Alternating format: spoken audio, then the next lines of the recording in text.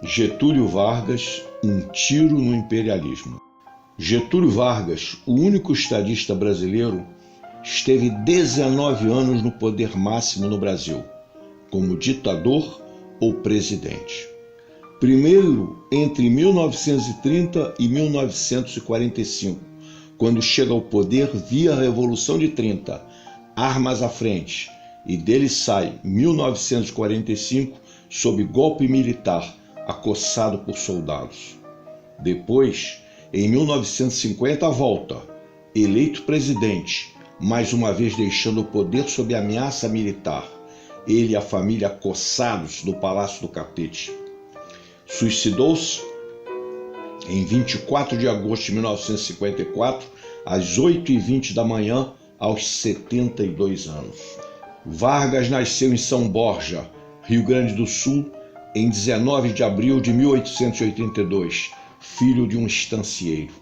Estudou em Ouro Preto, Minas Gerais, e depois na Faculdade de Direito de Porto Alegre, onde foi líder estudantil e redator do jornal Debate, mais tarde elegendo-se deputado estadual, depois federal, tendo ainda sido ministro da Fazenda e presidente do estado do Rio Grande do Sul, de 1928 a 1930.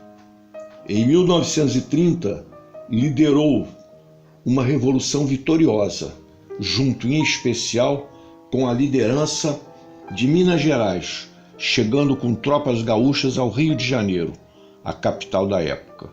Daí em diante, tornou-se, com suas ações, o centro da política brasileira. Em sua famosa Carta-Testamento, Vargas assinalou que, depois de decênios de domínio e expoliação dos grupos econômicos e financeiros internacionais, fiz-me chefe de uma revolução e venci.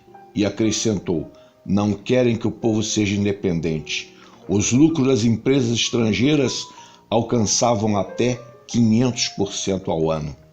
Nossos colaboradores, mestres, doutores, pós-doutores, professores, cidadãos comuns, atacarão essas questões, buscando aprender e tirarem lições, e esperamos trazendo algo positivo para nossos amigos e interessados.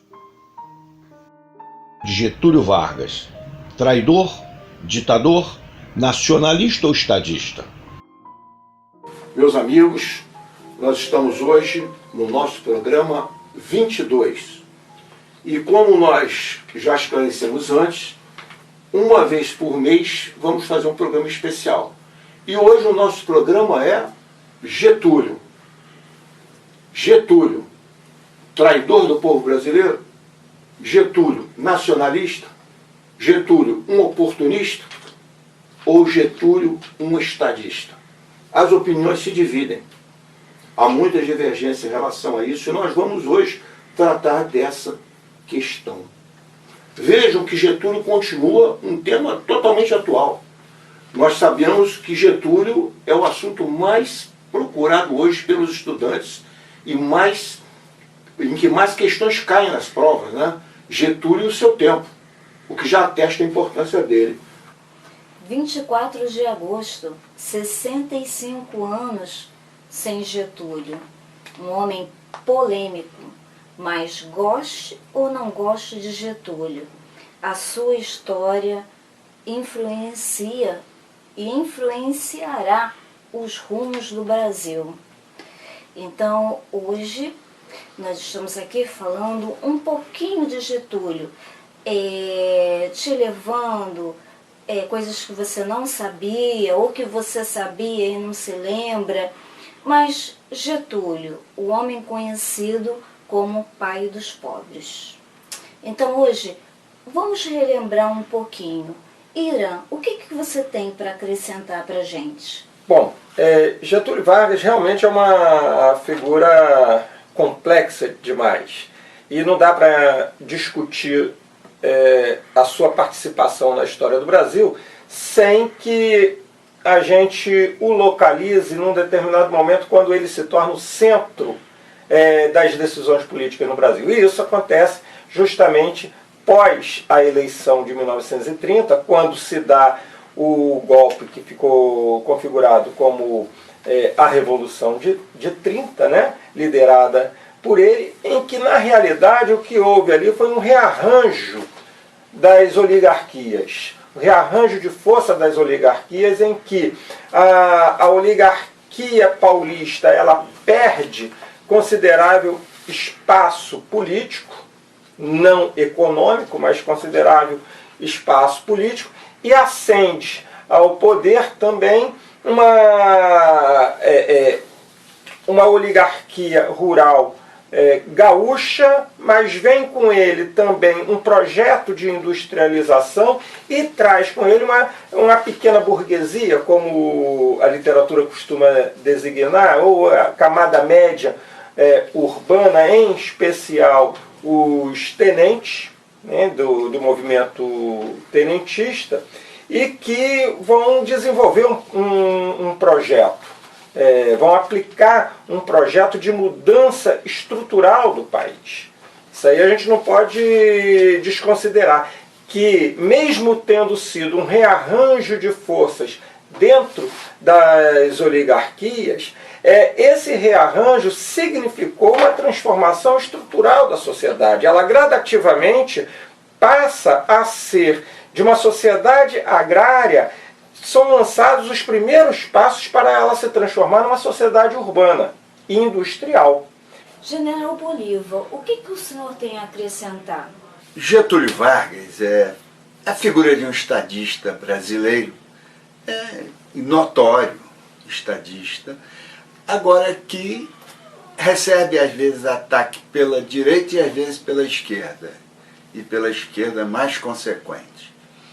Mas acontece que ele emerge na realidade brasileira através de um golpe de Estado em 30, motivado pela perda na campanha para o candidato Júlio Prestes, que era o candidato de Washington Luiz de São Paulo, quando feria o acordo chamado da política café com leite, onde o café, representando São Paulo, quis fazer em sequência a Washington Luiz o presidente da República. Articula-se Getúlio com Minas, Rio Grande do Sul e Minas, absorvendo a força também de uma grande parcela, a parcela maior do tenentismo, com exceção do maior líder deles, que era Luiz Carlos Prestes, e é desencadeado o movimento militar vindo do Rio Grande do Sul para o Rio de Janeiro, não é? E Getúlio Vargas, como líder civil, assume o governo, preliminarmente um governo não muito autoritário, mas a partir de 37 estabelece o Estado Novo. E eu anotei algumas frases, né, do próprio Getúlio. Como ele era um homem de personalidade, né, ele então fez essa frase: quem não aguenta o trote não monte no burro. Um homem firme, de posições firmes. E você, Mauro? O que você tem para acrescentar? O Vargas vinha de uma região de lutas. Em São Borja, na fronteira do Rio Grande do Sul com o Uruguai, uma região de grandes batalhas. E ele também andou cursando escola militar, Vargas, Ano Novo. Então, tudo isso influencia as atitudes dele e a firmeza dele. Ele tinha, de alguma maneira, raízes nacionais em São Borja. Rio Grande do Sul, aquela terra simples, aquele povo, não é? E tudo isso vai se refletir talvez em atitudes futuras dele pelo menos em algumas. Mas, vejam bem, no ano de 2013, por exemplo, a grande mídia, e não sabemos o que ela vai fazer agora, a Rede Globo, Bandeirantes, não deu uma única menção no dia 24 de agosto, morte de Getúlio Vargas. Nenhuma, ninguém da grande mídia. E a pergunta é por quê? E nós, e eu vou me reportar aqui, como não poderia falar tudo que gostaria, ao site nosso, caminhandojornal.com, onde tem artigos maiores sobre isso aqui. E eu vou colocar alguns aspectos. Getúlio Vargas, na verdade, com o seu suicídio, e eu acredito que foi suicídio, as versões da Virginia Lane não convencem, infelizmente, não convenceram ninguém, ele deu um tiro no imperialismo. Quer dizer, ele foi deposto pelo imperialismo, uma deu-lhe um tiro que permitiu impedir mudanças no Brasil durante algum tempo. Tancredo Neves fala em 1964, mas eu diria que, de certa maneira, aquele tiro chega a nossos dias. Vejam, e a pergunta é, por que essa grande mídia não divulga Getúlio? E por que, numa data importante, talvez o único estadista brasileiro, 24 de agosto, a grande mídia não comemora Getúlio? Não sabemos o que irá fazer agora, hoje, na data que está sendo exibido esse programa, é 24 de agosto. E a pergunta é, nós levantamos aqui algumas questões. Por que Getúlio Vargas morre pressionado por corporações transnacionais, chocando-se com os interesses delas, essas big mídias, culpando-as pelas desgraças nacionais em sua famosa Carta de Testamento? Mais uma frase de Getúlio, quando ele fala: eu desconfio de quem nunca me pediu nada. Geralmente as pessoas que sentam à mesa sem apetite são as que mais comem. Fica aí então para a gente pensar. Duda, o que você tem para nos dizer? Ao mesmo tempo que ele tentava ficar bem com todo mundo, era o mesmo tempo que ele não ligava para ninguém.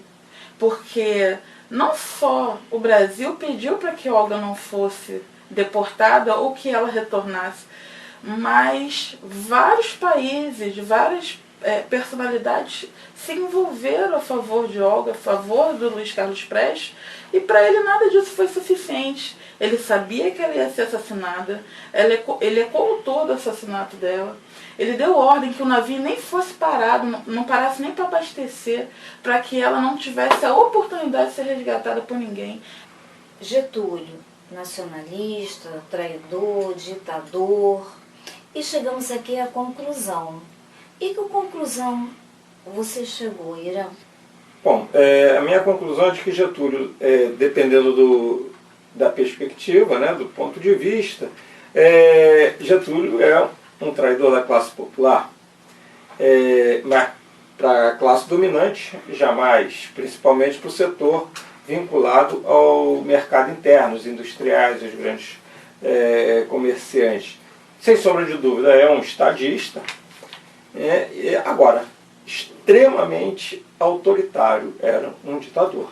Portanto, o seu viés democrático é uma dissimulação. Bolívar?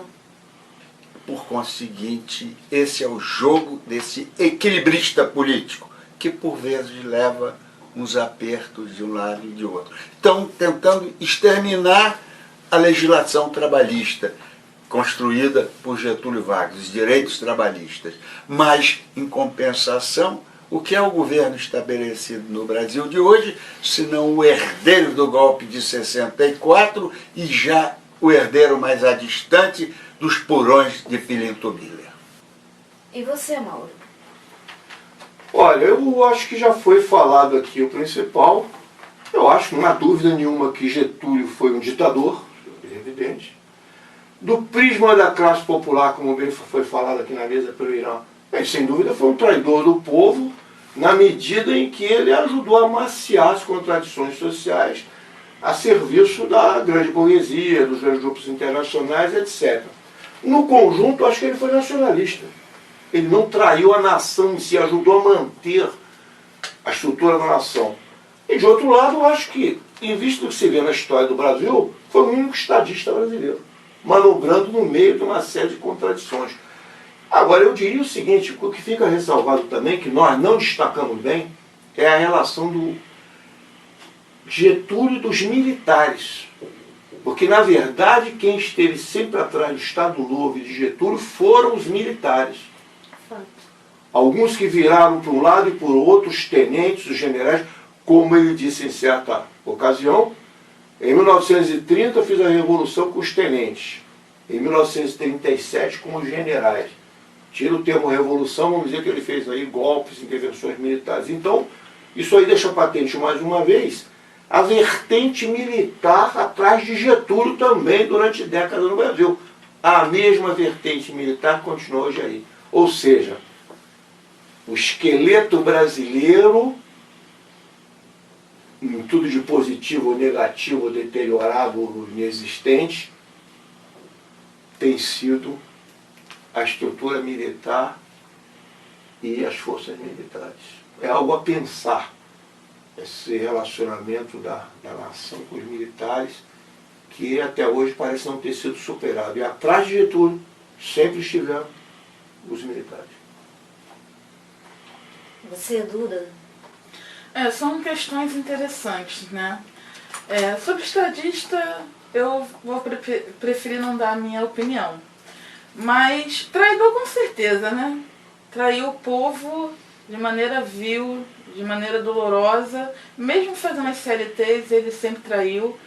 E tudo que envolve Getúlio é muito simples. Ninguém que se afiniza tanto com Hitler e Mussolini pode ser um bom exemplo para nada, né? Getúlio Vargas, traidor, ditador, nacionalista ou estadista? Hoje nós estamos aqui mais uma vez na rodada final falando sobre a vida de Getúlio Vargas.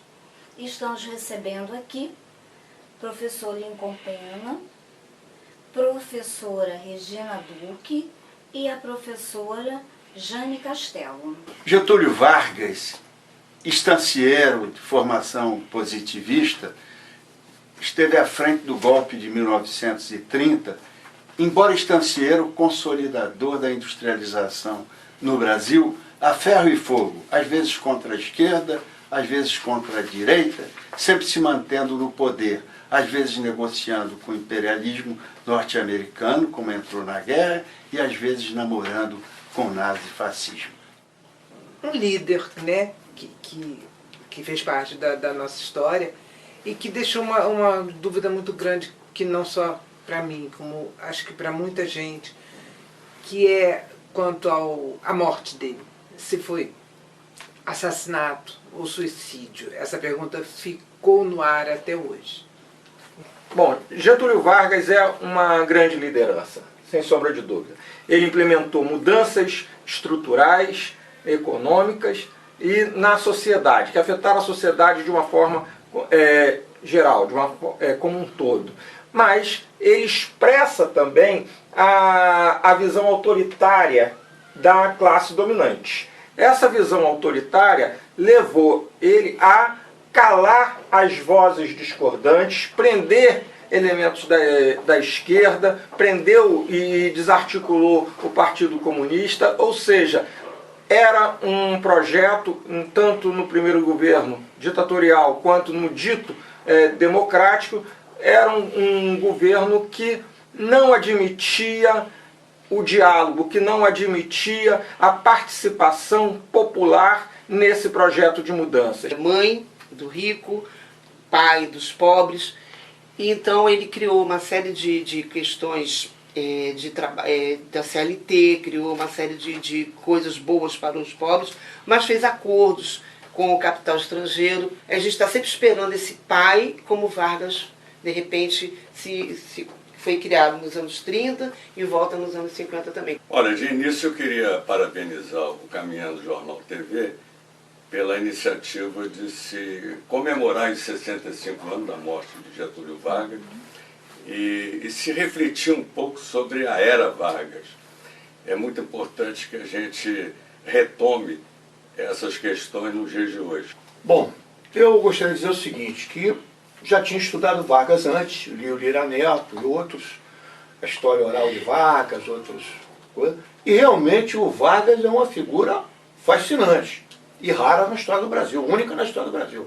Porque ele vem de São Borja, uma região de luta, de guerra, era um homem que atirava, os filhos dele atiravam, a família dele atirava.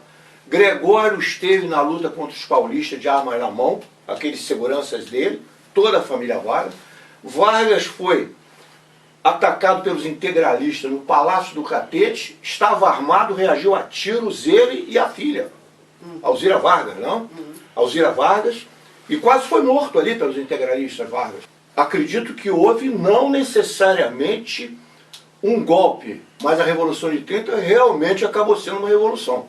Vargas é uma figura fascinante, eu diria digno de uma série de filmes, e também não fica atrás dos dias de hoje, do que se fala da ditadura hoje de Bolsonaro e outros. Então encerramos aqui a parte final de Getúlio Vargas, 65 anos sem Getúlio. E teremos um especial com o professor Lincoln, que é estudioso no assunto da República, e ele vai responder questões, dúvidas, levantamento da mesa.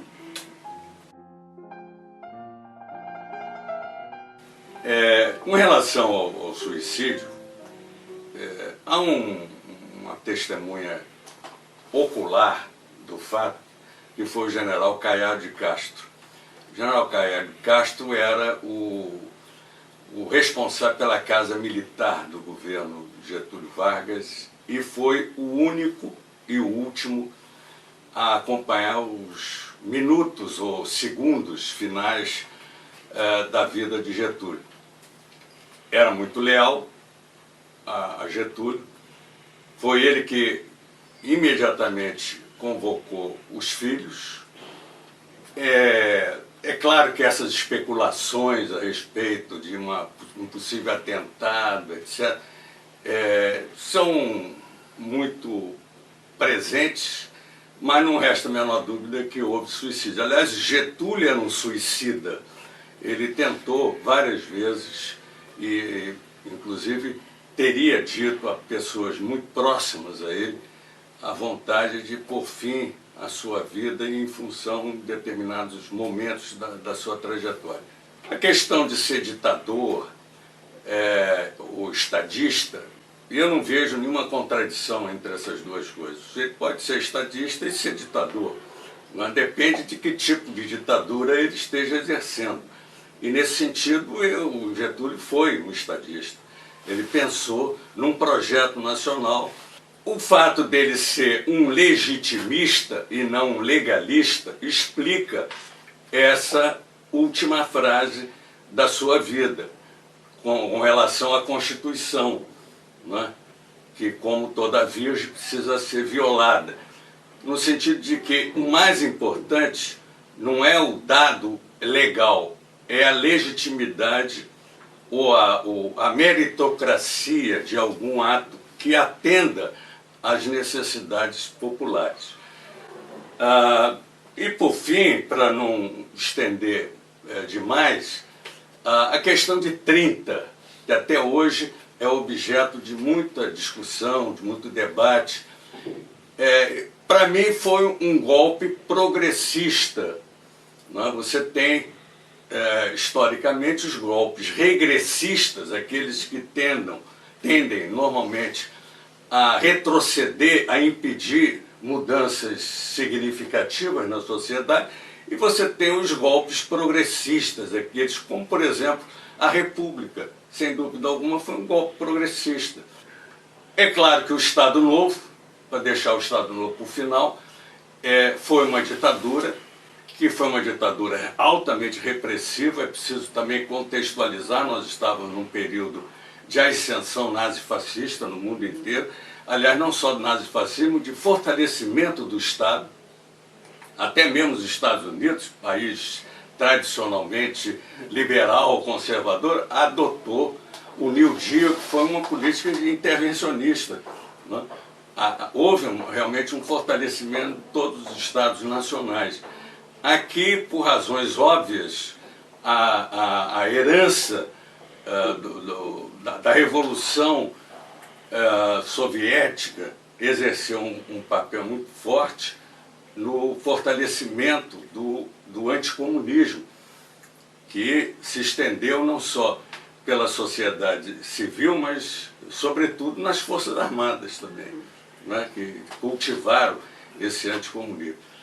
Então, o Estado Novo tem essa ambiguidade. Como ambíguo era o Getúlio, filho de duas famílias litigantes, a dos Dornelles, Maragata, né, dos Maragatos, e a de Vargas, que era da facção mais unitarista, que defendia uma república unitária, que, aliás, Vargas implanta pela primeira vez no Brasil no Estado Novo, quando ele acaba com a federação, com o regime federalista, e cria um Estado Nacional unitário de modelo mais positivista francês do que o liberal federalismo norte-americano.